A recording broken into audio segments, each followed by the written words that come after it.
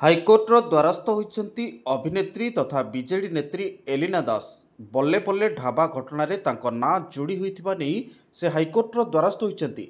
एने हाइकोर्ट रे writ petition दायर करछन्ति एलिना। बल्ले बल्ले ढाबा एलिना लीज रे चलाउथिबा नै अभियोग होइतला। बिना कोनोसी कागज पत्र रे ढाबा चालुथिबा अभियोग होइतला। एलिना किंबा तांकर कोनोसी परिवार सदस्यଙ୍କ नामरे एही ढाबा नथिबा कहिसन्ति एलिनाଙ୍କ वकील।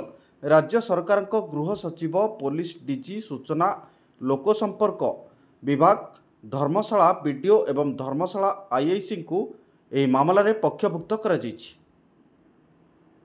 देखो law will take its own course. एबे आपण मो एडवोकेट को संग कथा हुंतु, मु निश्चय आपण मन संग कथा हेबी, मु प्रेस कॉन्फ्रेंस रखिबी, ठीक टाइम रे आपण मन को निश्चय जवाब देबी। जो भली भाव में सारा ओडिसा रे आमे केवल जने बीजेडी रो नेत्री बोली, आमे जने आगदाडी रो नेत्री बोली जो आपण माने समस्त जानि चंदी आमे बीजेडी पे काम करथुनु।